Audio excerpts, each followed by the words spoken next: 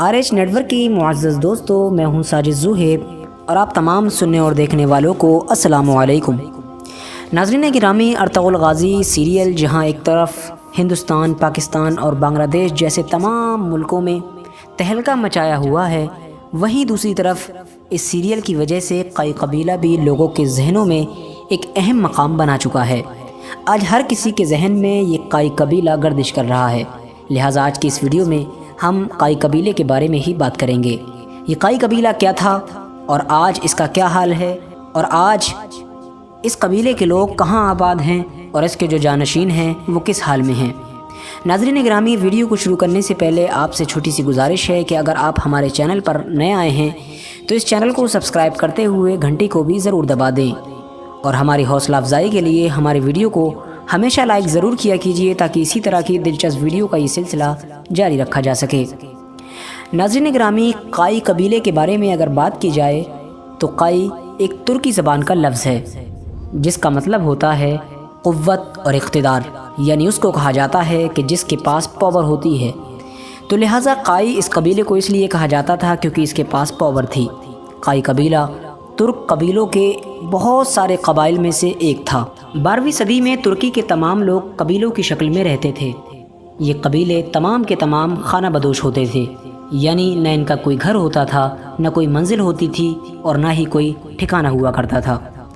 جس جگہ بھی یہ لوگ ہریالی اور پانی دیکھا کرتے تھے وہیں پر ڈیرا ڈال لیا کرتے تھے، اور جب تک اس جگہ سے ہریالی ختم نہیں ہو جاتی تھی اسی کو اپنا گھر سمجھ لیا کرتے تھے۔ انہی تمام قبیلوں میں سے ایک قبیلہ قائی قبیلہ بھی تھا۔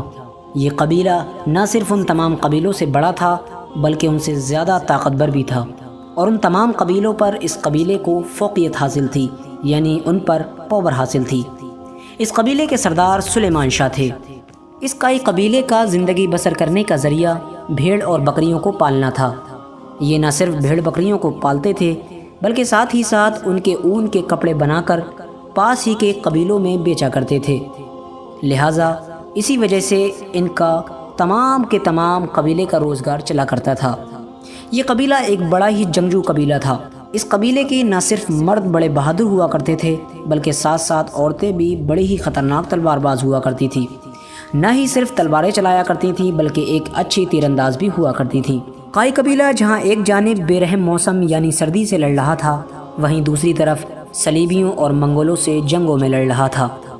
یہ بڑی ہی عجیب داستان ہے کہ ایک ایسا قبیلہ کہ جو سردی سے بچنے کے لیے حلب کے امیر سے اپنے رہنے کے لیے 2 گز زمین مانگ رہا تھا، ایک وقت ایسا بھی آیا کہ اسی قبیلے نے ایک ایسی سلطنت قائم کی جو 800 سال تک باقی رہی۔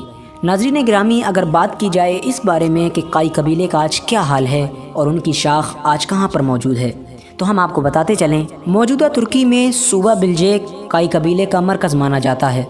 وہاں کے لوگ قائی قبیلے کے اصل جانشین ہیں، اور آپ کو جان کر بڑی حیرانی ہوگی کہ نہ صرف ترکی کی عام عوام بلکہ ترکی کے صدر رجب طیب اردگان بھی قائی قبیلے کے دل دادا ہیں۔ وہ قائی قبیلے کے لوگوں کی آج بھی بہت عزت کرتے ہیں اور ان کے تمام جانشینوں کو اپنے سر پر رکھتے ہیں اور ان کا بڑا ہی ادب و احترام کرتے ہیں۔ رجب طیب اردگان نے قائی قبیلے کے باقیات کو بڑی ہی محفوظ طریقے سے باقی رکھا ہوا ہے، اور آپ کو بتا دیں کہ ترکی میں آج بھی قائی قبیلے کے پرچم کو اتنی ہی اہمیت دی جاتی ہے جتنے کی آج کے موجودہ ترکی کے جھنڈے کو دی جاتی ہے۔